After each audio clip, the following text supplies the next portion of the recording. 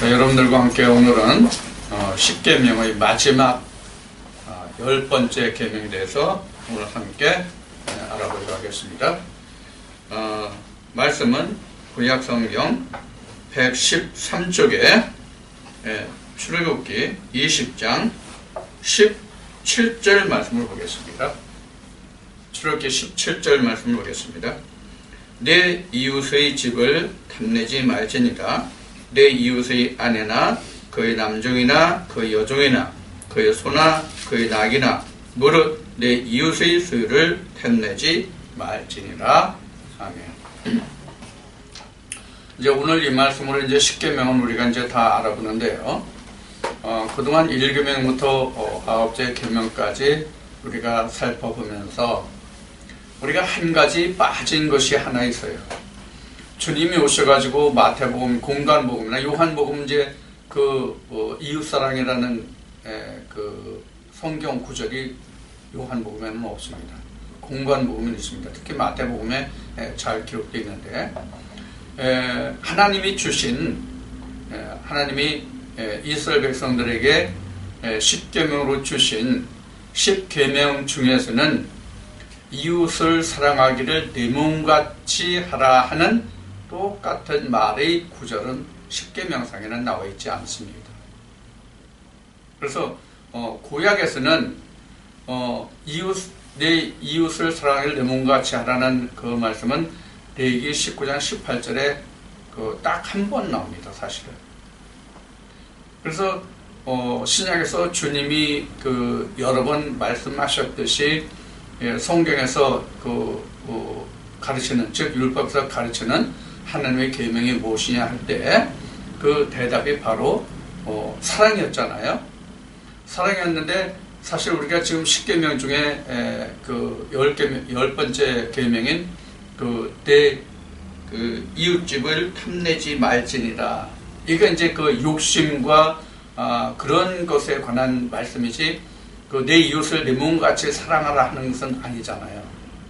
그런데 지금 17절에 기록된 내 이웃의 집을 탐내지 말지니라, 이 탐내다가 바로 그 이웃집을 자기 마음에 두는 거예요.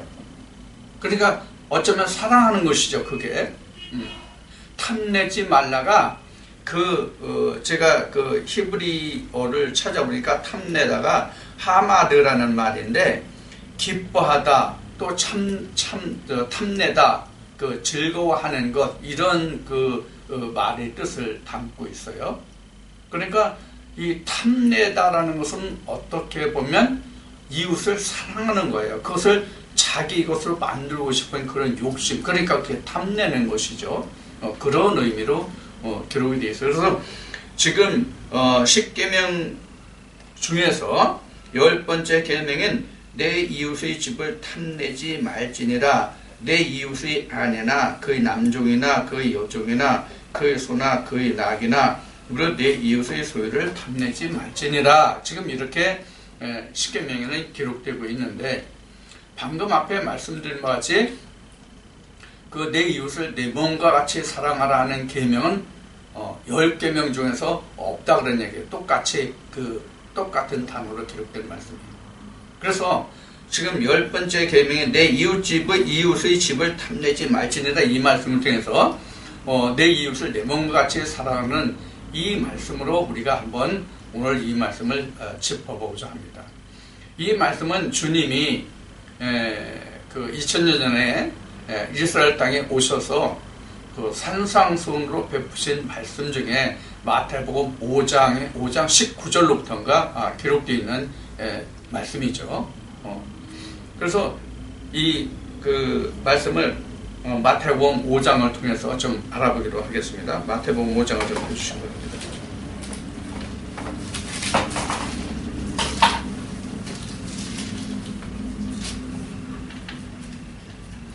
마태복음 5장 19절을 우선 펴주시기 바랍니다.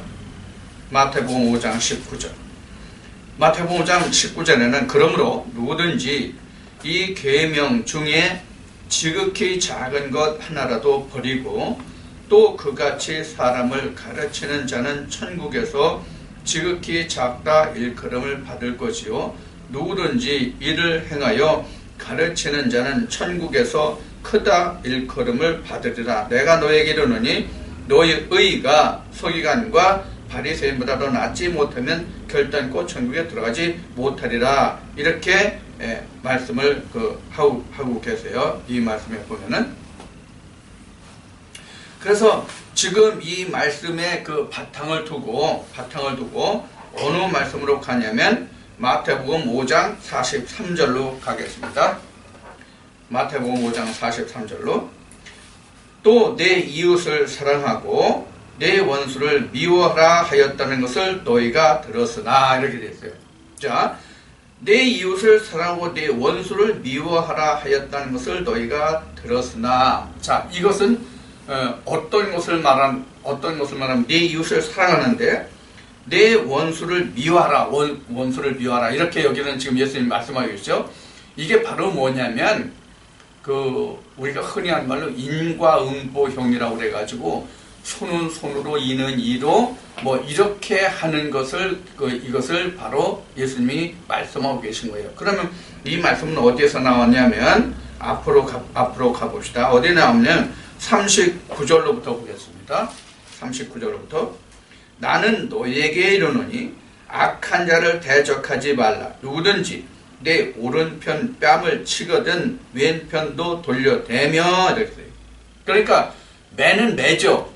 인과응보행에서는 내 이웃을 사랑하고 그 다음에 원수를 미워하라 하였다는 것이 바로 모세에게 주신 율법이었다 그런 얘기예요. 그런데 모세의 십계명상에는 그게 없어요. 율례와 규례상에는 이렇게 이런 것은 이렇게 이런 것은 이렇게 갚으라는 말씀 중에 들어있어요. 율례와 규례 중에 들어있지 십계명상에는 들어있지 않아요. 그러니까 각 나라마다 법이 좀 약간 다르겠지만은 우리나라 경우에 보면은 가장 기본이 되는 것이 헌법이 있고 헌법에 기출해서 각 예하 법이 있잖아요. 민사소송법, 형사소송법, 뭐 가족 무슨 법 이렇게 있잖아요. 그와 마찬가지로 십계명은 우리나라 법으로 말하면 헌법에 준하는 거예요. 헌법에 준해서 그 밑에 예하 말씀이 법이 생겨나잖아요. 성경으로 보면 십계명이 헌법에 준하는 것이고 그 밑에 있는 법이 바로 율례와 규례예요. 이 율례와 규례가 만들어지다 보니까 뭐 이스라엘 백성들에게는 율법의 종류가 뭐 600 몇 가지인가 뭐 생겨났다는 말까지 있잖아요. 이제 그와 같은 거예요. 그래서 이제 그 계명에 따라서 이 말씀에 준하는 일은 이런 경우는 이렇게, 저런 경우는 저렇게, 그런 경우는 그렇게 이렇게 정하다 보니까 그 테두리 안에서 사람들이 옴싹달싹을 못한 거예요. 한 예를 든다면은 오늘날 우리를 보면 신학에서 이러한 경우는 이런 법으로, 저러한 경우는 저런 법으로, 그러한 경우는 그러한 법으로 이렇게 묶어놓다 보니까 우리가 신학적으로 저 신학에서 말하는 바와 같이 하나님의 인간에게 주시는 계시가 여러 가지 방법이 있잖아요. 그 계시가 여러 가지 방법인데 그 중에서 어떤 게 있냐면 자연 계시라는 게 있잖아요. 자연 계시를 통해서 우리가 하나님과 예수 그리스도를 알아갈 수 있는 그런 것들이 우리가 자연에서 찾아볼 수 있는데 그런 하나님을 자연스럽게 찾아갈 수 있는 인간에게 주신 하나님의 속성 중에서 자연 계시 말이죠. 그 자연 계시라는 속성 중에서 찾아갈 수 있는 길이 열려 있는데 그것을 이렇게 찾아가려고 하다 보니까 뭐에 걸리냐면 이러한 것에 걸리고 저러한 것에 걸리고 그러한 것에 걸려서 이것을 그 틀을 벗어나지 못한단 말이에요. 바로 이러한 것들을 지금 이 말씀에서 사랑하는 자를 사랑하고 미워한 자를 미워한다면 이건 누구든지 할 수 있는 것이 아니냐. 주님이 그렇게 말씀하신 것이거든요. 그리고 지금 이 말씀에도 내 이웃을 사랑하고 내 원수를 미워하라는 것도 바로 이제 인과응보형에서 지금 말씀하는 것 같이 39절에서 지금 뭐예요? 악한 자를 대적하지 말라. 누구든지 내 오른편을 치거든 왼편도 돌려대며. 이것은 바로 지금 43절에서 말한 이웃을 사랑하고 내 원수를 미워하는 것과는 지금 상치라는 말이잖아요. 아니 누가 감히 오른뺨을 때리면 왼편 뺨을 내줄 사람이 누가 있냐고요. 성질부터 팍 내죠. 그런 게 진짜 왼쪽 뺨과 오른쪽 뺨이냐? 어떤 목사는 오른손으로 왼쪽 뺨을 때리려면 손바닥이 아니라 손등으로 때려야 된다. 그렇기 때문에 손바닥으로 맞는 게 아니라 손등으로 맞는 게 그것이 상당한 수치다. 이런 얘기를 하는 것을 들었어요. 근데 이것은 그런 얘기가 아니에요. 지금 하나님이 모세를 통해서 헌법에 준하는 십계명을 주시고 그 십계명을 지키는 예하 이스라엘 백성이 살아가는 율례 규례는 일반 사람들이 살아가는 생활 규범이란 말이에요. 이스라엘 백성들이 살아가는 하나님의 말씀 안에서 살아가는 그 생활 규범이란 말이에요. 생활 규범에서 적용해서 율법을 범하지 않도록 하는 하나의 틀이잖아요. 그것도. 자, 그 틀에서는 지금 예수님이 말씀하신 바와 같이 사랑하는 자를 사랑하는 거예요. 자, 그래서 지금 왼편과 오른편 뺨을 지금 같이 맞는다고 하는 것은 무엇을 이야기하냐면 용서라는 측면에서 말씀하고 계신 거란 말이에요. 무슨 측면에서 용서예요? 원수를 사랑하는 의미에서의 용서란 말이에요, 이것이. 자, 그래서 그 다음 40절 봅시다. 40절. 또 너를 송사하여 속옷을 가지고자 하는 자에게 겉옷까지도 가지게 하며. 여기서 속옷과 겉옷이 과연 우리가 진짜 속옷과 겉옷일까요? 누가 속옷을 달라고 합니까, 과연? 자, 이스라엘 백성들에게 이런 일이 전에 있었어요. 어떤 일이 있었냐면 그 다윗이 그 사울에게 피하여 도망 다닐 때에 아람인가 아닌가 아니면 누구야 무슨 족속이야 그거 가장 강하게 이스라엘을 대적했던 족속이 뭐였죠? 아말렉 말고 하여튼 피하여서 다윗이 가있던 그 나라에서 왕이 죽었어요. 그래서 다윗이 조문을 보냈잖아요. 다윗이 조문을 보냈는데 그 사람들이 그 조문객을 어떻게 맞이했느냐 하면 이렇게 맞이했어요. 그 사람들 자체에서 대신들이 한 얘기죠. 다윗이 어떤 사람이냐? 저가 지금 조문객을 우리에게 보낸 것은 실제로 그 왕을 조문하기 위해서 보낸 것이 아니라 그 조문을 틈타서 우리나라를 엿보아서 침략하려고 그러는 것이다. 이래가지고 그 수염을 깎고 옷의 볼기를 찢어서 보냈잖아요. 그래서 다윗이 어떤 조치를 했어요? 그 사람들의 수염이 다시 길어지고 그 옷을 다시 입혀서 그 수염이 길어지기까지 기다렸잖아요. 그래서 이스라엘 백성들에게는 그 옷을 벗는다는 얘기가 상당히 수치스러운 일인 것만은 분명한 거예요. 또 얼굴에 수염을 깎는다는 것하고. 자, 그런 측면에서 본다면 지금 이게 옷을 달라고 하는 것은 그 사람의 속을 드러내 보여달라는 말과 같은 거예요. 그러니까 속옷 달라면 겉옷도 달라.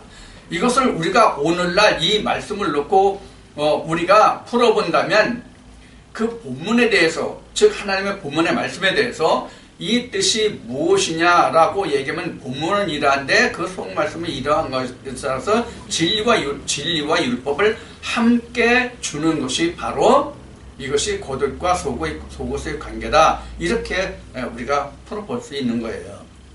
자, 우리가 에덴 동산에서 아담과 하와가 선악과를 따먹은 후에 에덴 동산 내어 보냄을 받았잖아요. 에덴 동산에서 내어 보냄을 받을 때에 그 다음 주에 지난주에 있어 선악과와 그 남자와 여자의 의미를 말씀드릴 때 이제 주일 예배 때 다시 또 말씀드리겠지만은, 그래서 아담과 하와가 선악과를 따먹고 에덴 동산에서 내어 쫓김 받을 때 하나님이 그들에게 해입힌 옷이 뭐냐면 무화과 치마를 벗기고 가죽옷을 찾잖아요. 그러면 그 가죽이라는 말이 히브리어로 오르인데 그 오르의 뜻이 우르에서 유래한 말이거든요. 우르는 뭐냐면 발가벗기다예요. 그 발가벗은 것입니다. 그러니까 이 벗은 것에 대해서 우리는 이사야 선지를 통해서 말씀하신 바와 같이 우리가 하나님께 나아가서 우리는 입는 것이잖아요. 무슨 옷을 입어요? 믿음의 의의 옷을 입는 거잖아요. 그래서 우리는 벗고자 함이 아니라 우리는 입고자 함이라고 성경은 그래서 증거한 것이거든요. 뭘 옷 입어요? 의의 겉옷으로. 그래서 이사야 선지를 통해서 그렇게 말씀하셨잖아요.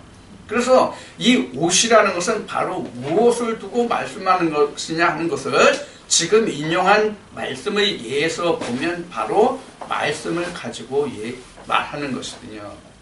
그러니까 율법은 겉옷이고 진리는 속옷이라고 그래서 말씀을 드리는 거예요. 그래서 오늘날은 우리가 이 속옷과 겉옷의 관계를 이렇게 봐야 됩니다. 왼편과 오른편도 이와 같습니다. 자, 우리가 앞에 말씀드릴 때에 어떤 사람을 상징하는 표가 뭐라고 했어요? 예를 들어서 홍길동이라는 사람이 있으면 홍길동을 대표하는 대표하는 상황이 어떤 것이 그 사람을 대표하는 것이에요. 얼굴이잖아요. 그러니까 그 얼굴을 놓고 얘기하는 거예요. 그러니까 그 사람이 받는 수치를 얘기하는 거잖아요. 자, 너는 이러한 수모도 받아라. 그러니까 이것이 바로 원수를 갚지 말고 원수를 사랑하라는 말씀에 속한다. 이것이 내 이웃 사랑이다. 이렇게 말씀을 드린 거예요. 그래서 너는 원수를 미워하라고 하였으나 43절에 인용한 말씀이 바로 이러한 것을 바탕으로 두고 예수님이 다시 풀어 말씀하시는 거거든요. 43절 이하에. 자, 그 다음에 41절을 보자고요. 또 누구든지 너로 억지로 오리를 가게 하거든 그 사람과 심리를 행하고, 이렇게 했어요. 아니, 오리 가자고 하면 심리를 행하면 그 길을 가자고 한 사람이 오리를 더 가겠습니까? 자, 여기 말씀을 다시 보자고. 41절. 또 누구든지 너로 억지로 오리를 가게 하거든 그 사람과 심리를 동행하고. 아니, 오리를 가자고 해서 오리를 동행한 거잖아요. 이 말씀의 내용을 보면. 심리 가자고 하거든 오리만 동행하고 이런 뜻이 아니잖아요. 이 말씀은. 다시 봅시다. 제가 잘못 봤는지. 또 누구든지 너로 억지로 오리를 가게 하거든 그 사람과 심리를 동행하고. 자, 여기서 심리를 동행한다는 뜻은 그럼 여기서 주님이 어떤 의미로 말씀하셨을 것 같으냐 하는 거예요. 어떤 뜻으로 말씀하셨을까? 자, 상대가 지금 어떻게 권유해서 지금 오리를 가게 해요? 억지로 해요. 그렇죠? 억지가 거기 들어있어요. 근데 심리를 가면은 어떤 마음이에요? 기꺼이 가주라는 뜻이지, 오리 가자는데 심리를 가라는 뜻이 아니란 말이에요. 기꺼이 동행해주라. 상대방이 억지로 간청할지라도 너는 기꺼이 들어주라, 그런 얘기예요. 자, 이 말씀을 우리가 마태복음에서 예수님이 말씀하신 한 일화를 예를 들어보자고요. 어떤 사람이 저녁에 자는데 내 집에 손님이 왔다고 하면서 와서 떡 3덩이를 구해요. 그렇죠? 떡 3덩이를 구하는데 그가 간청함을 인하여서가 아니라 무엇 때문에 그 떡을 줄 것이라고 말씀했어요? 응? 자전 그래가지고 그 친구가 그 간청함을 인해 그 떡 3덩이를 주게 되잖아요. 결국은 말씀의 내용이. 자, 이와 같은 것이거든요. 자, 그러면 지금 이 말씀에서 억지로 주는 게 아니라 기꺼이 주라는 얘기란 말이에요. 기꺼이 동행하라는 말이거든요. 이 말씀이. 억지로 오리를 행하자고 하면 심리로 가라. 기꺼이 행해주라. 그런 얘기거든요. 자, 그 다음에 봅시다. 42절. 그 사람, 내게 구하는 자에게 주며 내게 꾸고자 하는 자에게 거절하지 말라. 이 말씀이 앞에 나온 예의 답이에요. 그러니까 모든 사람이 내게 구하거든 거절하지 말고 모든 것을 주라, 그런 얘기예요.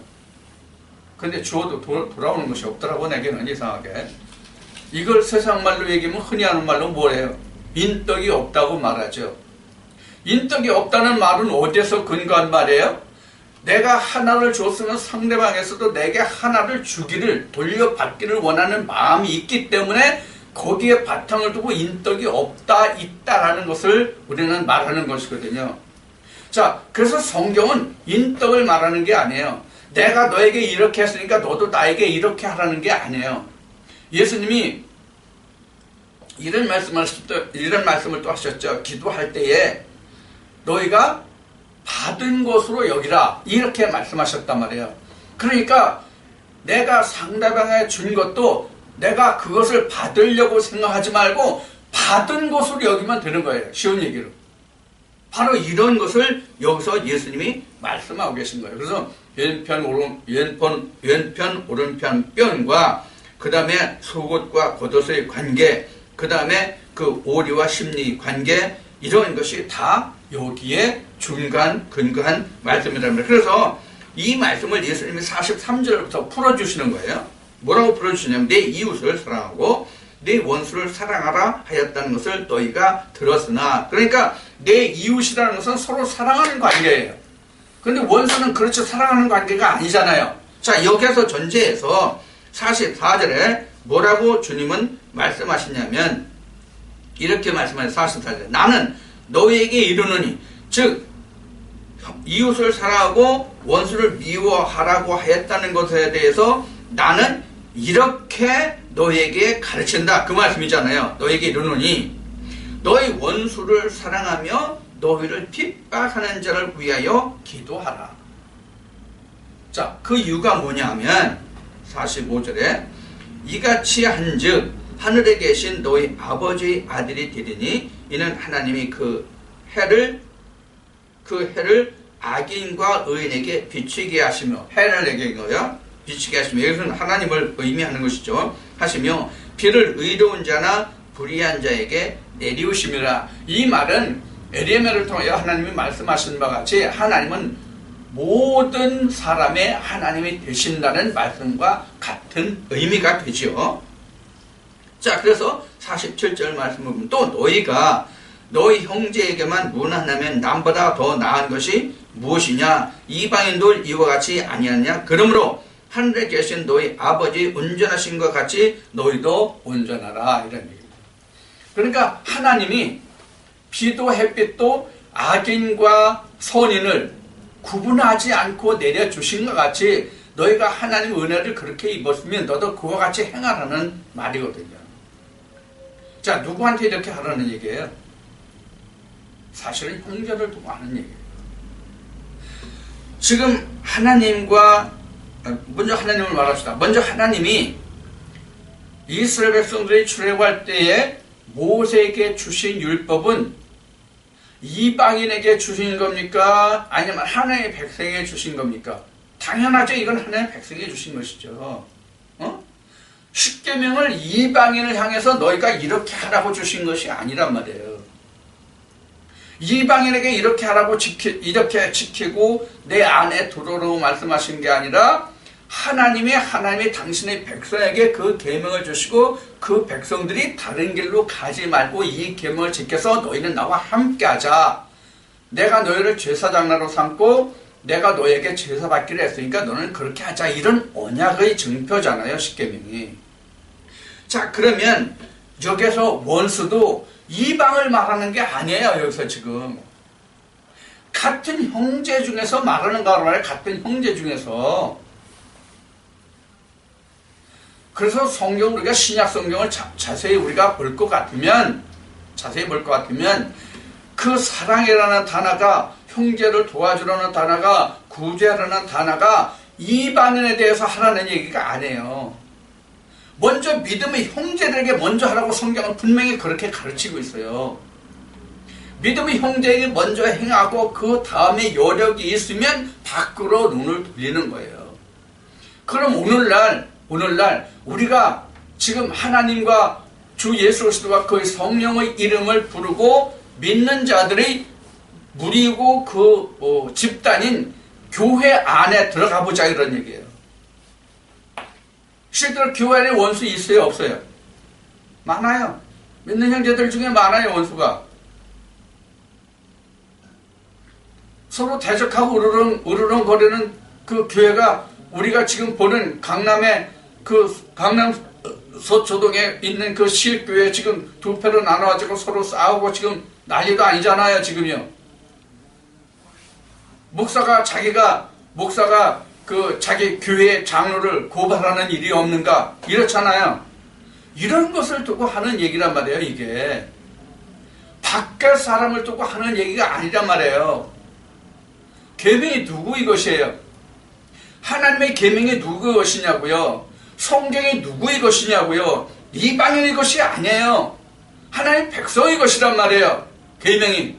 그러면 이 계명이, 즉 하나님의 말씀이 그 하나님의 백성에 관한 것이라면 말씀이 말씀이 뭐냐 말이에요. 하나님이시라고 요한복음 1장 1절은 그렇게 증거하고 있잖아요. 그러니까 하나님의 이름을 부르는 자들이 하나님이지 이방인의 하나님은 아니야, 사실은. 따지고 보면. 그러면 성경은 이렇게 말씀하셨을까요? 지금 이 말씀에 기록된 바와 같이 의인에게나 악인에게나 똑같이 하나님이 비를 내리시고 햇빛을 주신다. 이 말씀은 바로 뭘까요? 그들도 하나님의 은혜를 입을 날이 있을 거라는 의미를 이 말씀 속에서 우리는 찾아볼 수가 있어요. 만약에 이방인이 없다면 히브리인이 있어요? 이방인이 없다면 히브리인이 없어요. 즉 이방이 없다면 하나님의 백성이 없다고요. 우리가 믿음의 조상이라고는 아브라함이 어디에 있었냐고요? 이방 속에 있었잖아요. 이방 속에서 우리가 불림을 받는 거거든요. 그래서 예수님 때 그 증거한 말씀이 뭐예요? 내 아들을 애굽에서 불렀다는 말씀을 이루리 하심이라고 성경은 증거하고 있잖아요. 그런 가능성을 열어두고 하는 얘기예요. 그래서 앞에 말씀드린 것 같이 우리가 형제를 사랑하되 믿음의 형제에게 먼저 할지니라. 이것을 우리가 깊이 생각해야 돼요.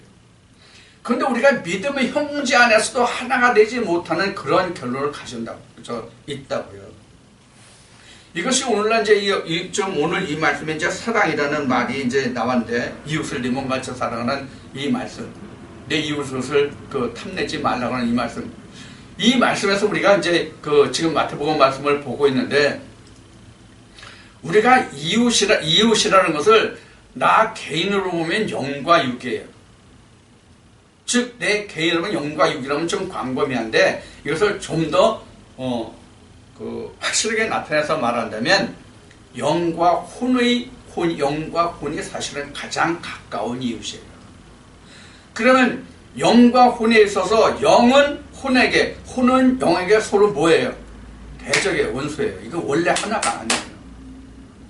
원래 하나가 아니다라는 뜻이 우리가 성경에서 조직신학으로 말하는 것이 뭐냐면 원죄라는 문제예요. 이것이 누가 누구 간에 원죄가 있는 겁니까? 영과 혼 사이에 원죄가 있는 것이거든요. 근데 우리는 뭘로 봐요? 우리가 원죄를 사람과 뱀과의 관계로 보잖아요. 이 원죄 문제를 사람과 뱀과의 관계, 창세 때 사람과 뱀과의 맺어졌던 그런 나쁜 그런 선례가 오늘날 우리에게 선악과가 원죄라 하는 부분이잖아요. 근데 그 원죄가 지금 오늘날은 내가 알지도 못하고 보지도 못한 그 아담과 하와의 선악과에서 원죄가 내게 있냐고요? 아니거든요. 내 안에서 영과 혼의 관계가 바로 원죄가 있는 것이거든요. 내 혼이 하나님을 알지 못하는 게 원죄예요. 내 혼이 선과 악으로 이렇게 혼재되는 게 원죄예요. 그러면 내 안에서 영과 혼의 관계에 있어서 내 혼이 하나님 것과 세상의 것을 함께 섞게 되는 원인이 언제 나와요? 생기가 들어가면서 이걸 알게 된단 말이에요. 생기가 들어가면서. 생기가 안 들어가면 모르잖아요, 그거를. 그러니까 율법이 오기 전에는 사람들에게 죄가 없었다. 성경은 이렇게 증거하는 거예요. 생기가 들어와야 내가 죄가 있음을 알잖아요. 이게 이제 로마서의 말씀에 이제 자세히 증거되고 있지만은, 그래서 로마서를 칭의, 성화 이런 말씀으로 우리가 이제 말들을 하는데, 바로 이런 관계를 두고 말하는 것이거든요. 그래서 여기 지금 예수님이 마태복음 5장에서 지금 마태복음 5장 후반부에서 말씀하시는 이 이웃사랑이라고 하는 문제는 결국은 영과 육의 문제예요. 그래서 우리가 사실 이스라엘 백성들의 그 출애굽 과정에서 그 출애굽 여정을 보면 알 수 있겠지만은 우리가 이스라엘 백성들이 가나안 땅까지 하나님이 인도하시고자 함이었잖아요. 오늘날 우리로 보면 천국까지 인도하시고자 하는 것이잖아요. 그러면 우리가 현재 나의 믿음의 여정을 알기 위해서 하나님이 우리에게 보여주신 것이 이스라엘 백성들의 출애굽의 여정이거든요. 그럼 이스라엘 백성들이 우리가 성경에 나타난 그 역사적인 증거와 그 기록을 인해서 알거니와 이스라엘 백성들이 광야 생활을 하나님께 기뻐 즐겨 그 광야 생활을 했느냐 말이에요. 아니잖아요. 그 생활이 그럼 이스라엘 백성들에게 왜 기쁘고 즐겨하지 않았어요? 그 이유는 사실 광야는 사람 살만한 땅이 아니거든요. 정말로 하나님의 은혜가 아니면 살아갈 수 없는 땅이 바로 이스라엘 백성들에게 광야 생활 40년이었잖아요. 오늘날도 그러고 보면 우리가 그 광야를 오늘날은 우리가 교회 생활, 믿음의 생활이라고 한다면 우리가 교회에서 믿음의 생활을 하는 것이 이스라엘 백성들이 광야에서 40년간 그렇게 온갖 고난을 이겨내야 했음과 같이 오늘날 우리도 그와 같은 믿음의 길을 가야 한다는 말씀이거든요. 하나님이 우리에게 이스라엘 백성을 통하여 보여주신 이스라엘 백성들의 출애굽의 여정으로 봐서는 그렇단 말이에요. 그런데 오늘날 우리 교계를 들여다보면 우리가 교회에서 신앙생활 하는 동안에 하나님의 뜻을 찾아서 그 하나님의 의도가 무엇인지, 만나를 왜 내려주시는지, 그 원망하는 이스라엘 백성의 말을 하나님이 들으시고 왜 그들에게 그냥 화를 내리시고 했던지를 우리는 그 말씀을 통해서 우리는 하나님의 뜻이 무엇인지를 구해야 하거든요. 이스라엘 백성들이 가데스 바네아에서 가나안 땅의 정탐을 보냈을 때 하나님이 악평한 자의 말대로 그들을 40년 동안 광야에서 왜 죽을 때까지 40년을 기다리시게 하였는지를 우리는 돌아봐야 되거든요. 이것이 우리로 보면 지금 내 이웃을 내 몸과 같이 사랑하는 이 말씀과는 조금 거리가 빗나가는 것 같지만 결코 그렇지 않다는 것을 지금 여러분들이 이해하시고 들어야 돼요. 뭔 내용인지요. 결국 내 이웃을 내 몸과 같이 사랑하는 것은 바로 예수님이 말씀하신 것 같이 율법의 완성을 놓고 말씀하시는 거잖아요. 그럼 율법의 완성을 놓고 보면 이스라엘 백성들이 어디에 들어가는 게 율법의 완성이에요? 가나안 땅에 들어가서 가나안 땅까지 들어가서 여리고성을 함락시키고 가나안 땅을 정복해 가는 과정이 바로 하나님이 이스라엘 백성들을 애굽에서 가나안까지 인도하시는 그 본 뜻이잖아요. 그런데 우리는 지금 이스라엘 백성들 그 길을 스스로 다 걸어갔잖아요. 물론 하나님이 앞에 가시고 뒤에 가시고 보호하셨지만 오늘날은 그런데 우리가 어떻게 하나님께 구하냐고요. 나는 하나님의 이름을 부르고 가만히 있으면서 자기 정욕을 다 이루어주시는 하나님으로만 여기고 있단 말이에요. 오늘날 대부분이 기독교계가. 여러분들 무슨 뜻인지 잘 이해하시고 들으면 무엇인지 알 수 있으실 거예요. 그래서 이렇게 성경은 증거하고 있는 거예요. 너희가 구하여도 얻지 못하면 무엇을 구함이라고? 정욕으로 구함이라고 말씀에 기록하고 있는 거예요. 정욕이라고. 정욕이라는 것이 바로 무엇을 말하는 겁니까? 정욕이. 사람의 욕심을 두고 하시는 말씀이잖아요. 사람의 욕심이 어디 것을 두고 부리는 욕심을 정욕이라고 성경은 증거하고 있는 겁니까? 땅의 것, 아래의 것. 그래서 제가 그 목욕 가서 어제 오늘 수요일이니까 어제가 이제 어제 목욕 갔다 왔는데 목욕 가면 제가 항상 생각하는 게 있어요. 뭘 생각하냐면 이걸 이제 글을 쓰려다가 지금 안 쓰고 그냥 있는데 우리가 이제 목욕탕에 가면은 여자 목욕탕은 내가 들어가 보지 않아서 모르겠어요. 건식 사우나가 있잖아요. 건식 사우나. 건식 사우나에 들어가면 뭐가 있냐면 모래시계가 있어요. 모래시계 알죠, 여러분? 여자도 그 여자 목욕탕에도 그 사우나실이 있습니까? 거기에 들어가면 모래시계 있나요? 그 모래시계를 보면서 내가 생각한 게 좁은 길과 넓은 길을 생각했고, 그 다음에 인생의 태어남을 생각했어요. 자, 여기서 한 가지만 말씀드릴게요. 사람이 태어날 때, 사람이 자기 어머니의 태에서 세상에 태어날 때 어디부터 나옵니까? 머리부터 나와요.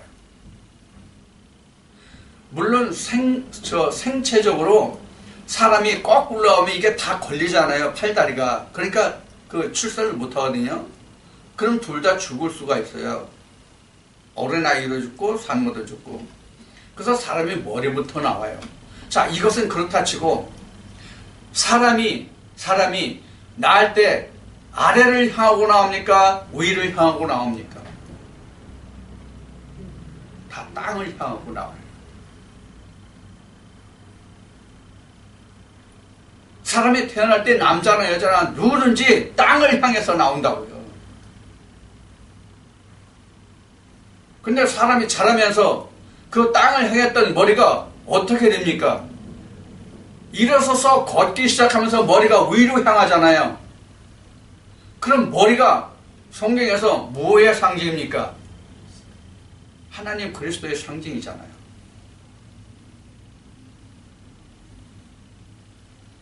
그러면 세상에 생육 번식하는 것 중에 동물들도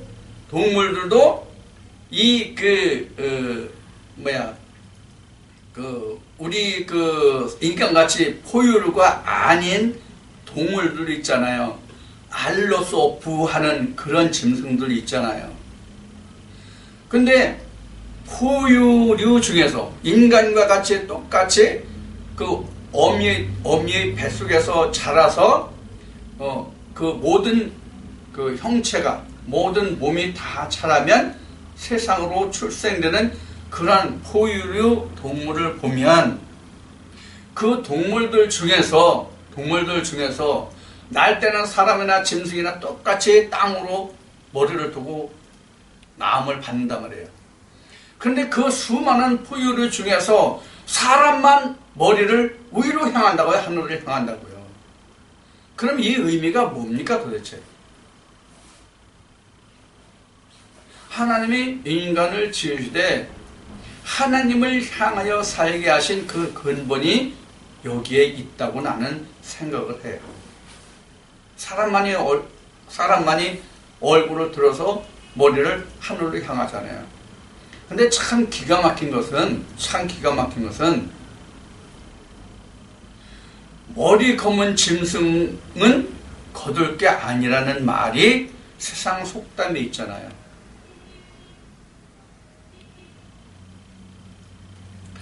자, 이것은 뭐를 말하냐면 성경을 놓고 본다면 창세기 6장에 인간이 본래 그 마음이 악하다는 것에 해당하는 말씀이 될 거예요. 세상에서는 철학자들이 성선설이다, 성악설이다라는 그런 두 가지 논쟁이 있지만은 성경상으로 보면 사람이 본래 악하다고 했으니까 성경으로 보면 하나님은 인간이 처음부터 악하다고 정의하셨다고 봐요, 나는 말씀에 보면. 그러니까 성악설이죠. 그러니까 원수라는 것이 하나님으로서 보면 인간이 원수예요. 사람이 원수라고요. 그럼 지금 이 말씀에서 내 이웃을 내 몸과 같이 사랑하라고 하는 것은 바로 앞에 말씀드린 바와 같이 그 결론을 말하면 바로 영과 육의 문제라는 거예요. 그래서 자기 영과 혼이 온전히 하나가 되고 사랑을 이룰 수 있다면 또 이루었다면 이것은 이웃도 사랑할 수 있는 거예요. 그럼 이웃을 사랑한다는 뜻이 무엇이냐? 이웃을 사랑한다는 말이 무엇이냐? 우리 이 사랑이라는 말에서 상당히 혼잡한 것 같아요. 내가 봐서는. 왜 혼잡하느냐? 이 사랑이라는 말이. 사전적인 사랑과 성경에서 말하는 그 사랑을 분별과 구별을 못하고 있다는 데 대해서 나는 혼잡하다 이렇게 말씀을 드리는 거예요. 그럼 성경에서 말하는 사랑이 뭡니까? 모든 것을 포용하고 품어주고 용서하고 이게 사랑입니까? 아니에요. 성경은 아닌 것은 아니다, 긴 것은 그렇다라고 말하는 거예요. 말씀에 기록된 바와 같이 하나님의 말씀은 예와 아니다만 있다라고 성경을 말씀하잖아요. 그래서 뜨겁든지 차갑든지 하라고 계시록을 말씀하고 있잖아요. 미진하면 토해버릴까 염려하노라고 말씀하고 있잖아요. 그래서 성경에서 말하는 사랑은 예수 그리스도가 사랑해요. 그게 복음이고요. 생명을 주는 게 사랑이거든요. 예수님이 나를 위해서 자기 생명을 버려서 내게 생명을 주셨은 같이 나도 그 나의 생명을 희생해서 다른 사람에게 그 생명을 주라는 것이거든요. 근데 이렇게 이런 견제에서 말하면 판단한다, 교만하다, 오만하다 이렇게 말한단 말이에요. 이게 이웃사랑에서 나온 이야기예요. 이게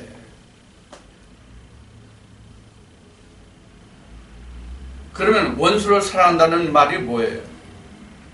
물에 빠지는 사람을, 물에 빠져서 죽게 된 사람을 그대로 용서하고 포용하고 그대로 두는 게 사랑이에요? 아니잖아요. TV 광고에 보면 이런 광고가 하나 나오더라고요. 제목이 지켜줄게야. 제목이 지켜줄게. 어느 청춘 남녀가 둘이 참으로 서로가 좋아서 마음이 서로 통하고 좋아서 서로가 산을 했어요. 남자가 여자에게 이렇게 말해요. 내가 지켜줄게. 이렇게 말해요. 그래서 결혼을 하게 됐어요. 이 둘이가. 이 청춘 남녀가 사랑해서 이제 결혼으로 꼬리냈어요. 결혼했는데 결혼식장에서 사람들이 결혼식을 끝내고 서로 이제 인사를 하고 그런 과정이 있잖아요. 근데 이제 그 주위에서 친구들이 뽀뽀해 이렇게 해서 여러분들 TV에서 이런 과정 가끔 보실 거예요. 그러니까 남자가 다가가서 여자에게 이렇게 속삭여요. 내가 지켜줄게. 그러면서 어떻게 뽀뽀하냐면 이마에다 뽀뽀해요. 여자는 기다리기를 어떻게 기다렸을까요? 입술과 입술이 뽀뽀를 기다렸어요. 근데 남자는 속삭여요. 내가 지켜줄게. 그러면서 이마에 뽀뽀를 해요. 그리고 신혼여행을 갔어요. 신혼여행을 가서도 이 신랑이 여자에게 뭐라고 말하냐면 내가 지켜줄게 이렇게 얘기해요. 그래서 이마에 뽀뽀하고 신혼여행 가서 첫날 밤에 여자에게 손을 하나도 안 대. 지켜주는 거죠. 정상. 아주 진짜 정확하게 지켜주는 것이죠. 이게. 그리고 그 신혼여행 첫날 밤이 지났어요. 그리고 그 둘이 부부가 어디에 갔냐면 수영장에 갔어요. 근데 여자가 수영에 미숙했는지 어쩐지 물에 빠졌어요. 그래서 위태롭게 됐어요. 그래서 남자가 여자를 꺼내오긴 했어요. 그 수영장에서. 꺼내오긴 했는데 인공호흡을 시키고 그 다음에 구강호흡법을 해야 되는데 이걸 구강호흡을 못해가지고 이마야 되고 망설이다가 그래서 결국은 죽었어요. 살 거를. 그러면서 하는 얘기가 지켜줄게요. 그때도. 이게 사랑이냐고요. 이건 사랑이 아니잖아요. 이거는 어떤 것을 여러분들에게 말씀드리고 어떤 것을 여러분들에게 깨닫기를 원해서 이 말씀을 드릴 것 같아요. 사랑은 어떤 경우도 자기를 희생해서 상대방을 살게 하는 게 사랑이라 그런 얘기를 지금 하고 있는 거예요. 그래서 성경적인 사랑은 뭐 사람들이 아가페다, 뭐 벨로다, 뭐 에로스다라고 얘기해요. 성경에는 에로스라는 말이 없어요. 아가페와 벨로만 나와 있는데 우리가 사랑을 사전적인 용어로만 사랑을 말해요.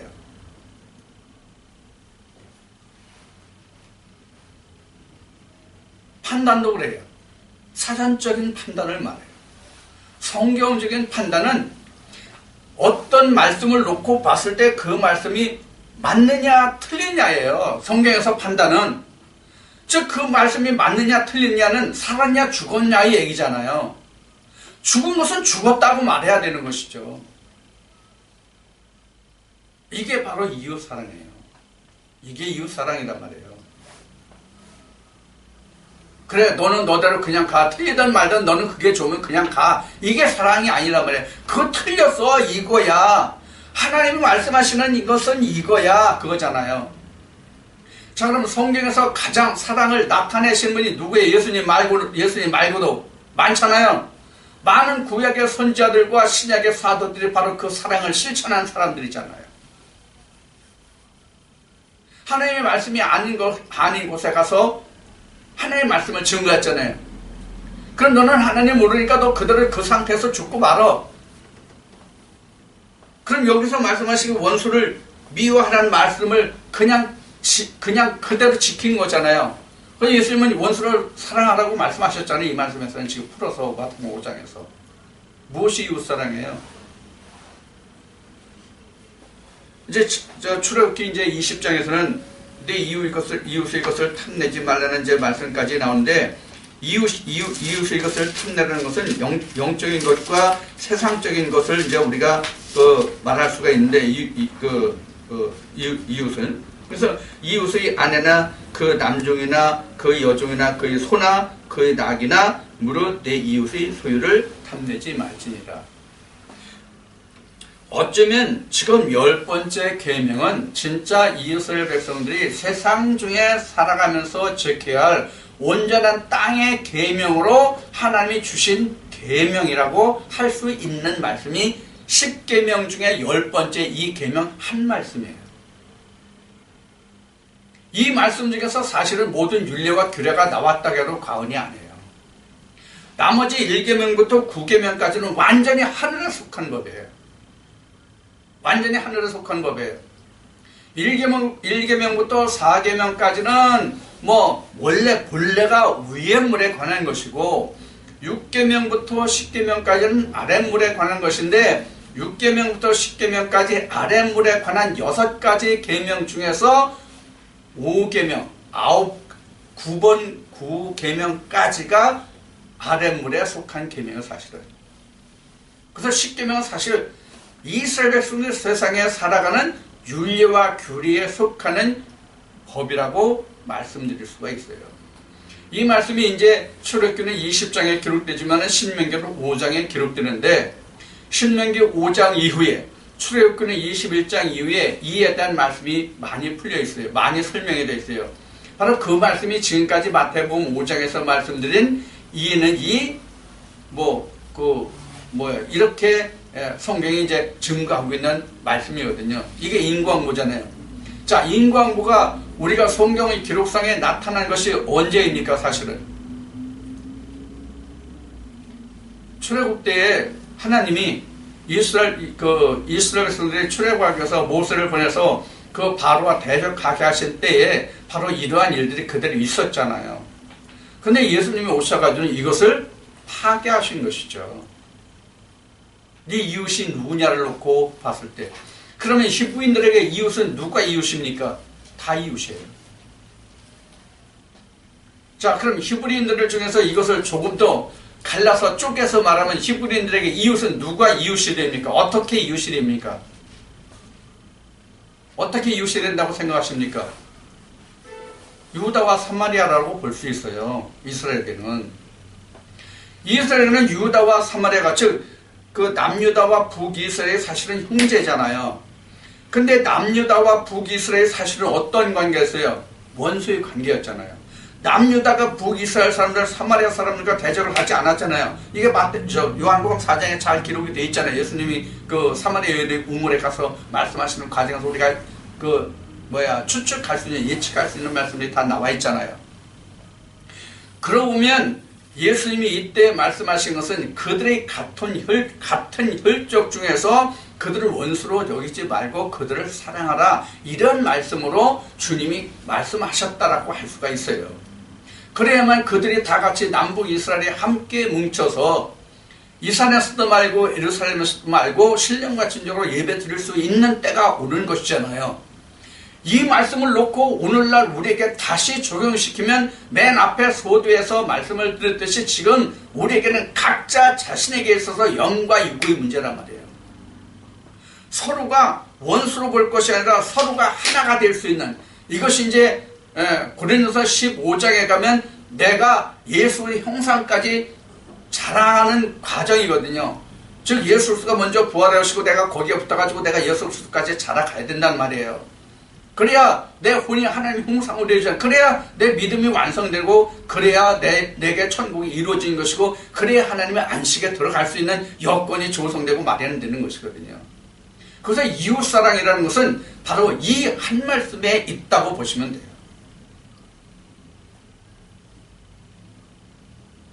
이것이 우리 일상에 있잖아요.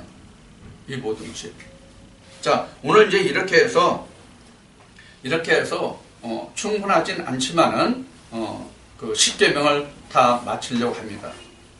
이 십계명에 관한 것은 결론으로 말하면 아담과 하와의 관계예요.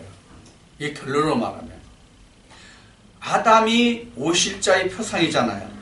지난주에 말씀드렸듯이 첫 아담이 오실자의 표상이면 이 아담을 사람이라고 그랬잖아요.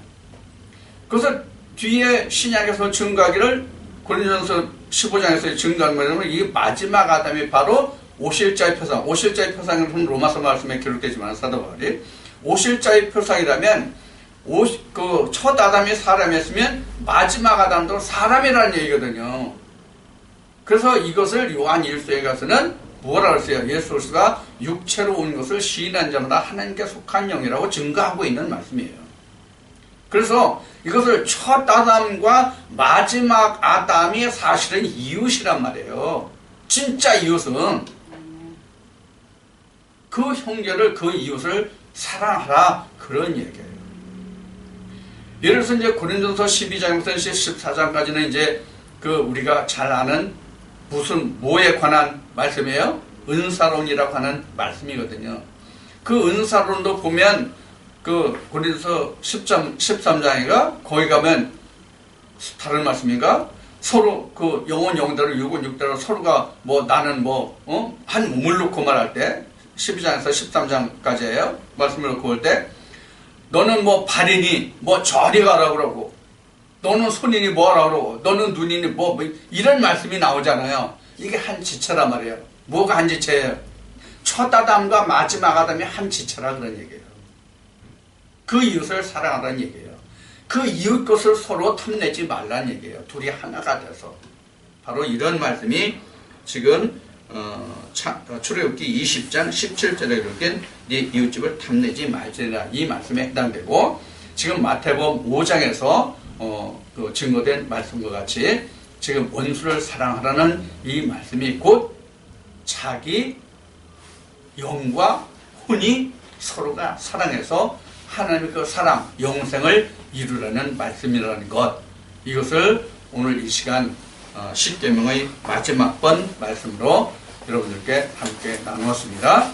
이 말씀이 여러분들 영과 혼 속에서 이루어지고 성취되는 그런 말씀이 되기를 소원합니다.